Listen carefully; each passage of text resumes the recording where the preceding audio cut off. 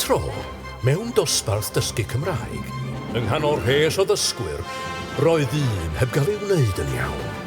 A dyma nhw'n ei daflu fel sbwriel i gornel dywyll, neu portalbot fel mae rhaid i alw.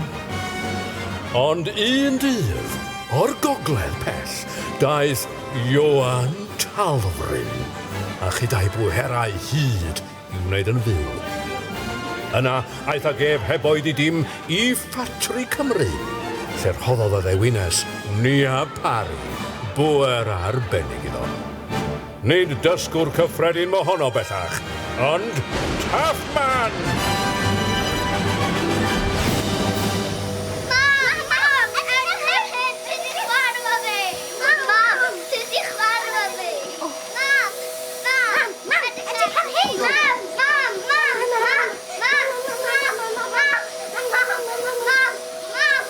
Oh, poor old you. You don't get a minute yourself all day, do you? You're wiping this, you're cleaning that, you're changing and putting that away.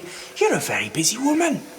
Listen, why don't you make your life a little bit easier by giving up all this learning Welsh malarkey? You just haven't got the time. And if you're not going to do it right, what's the point in it?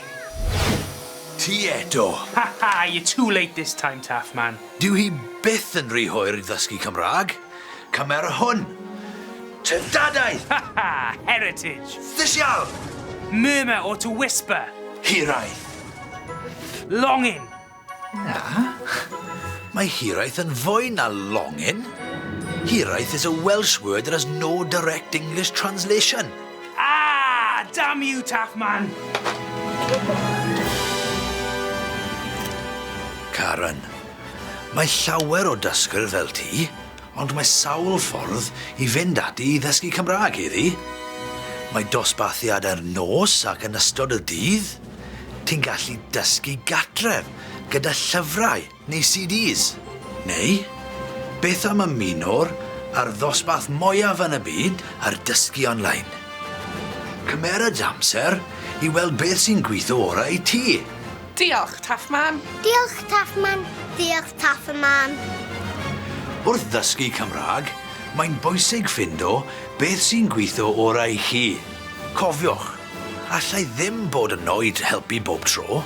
Ewch i s4c.co.uk/hub i weld y ffyrdd gwahanol o ddysgu. Dysgwch pryd bynnag a siwt bynnag eich siwtio chi. Ond, dysgwch.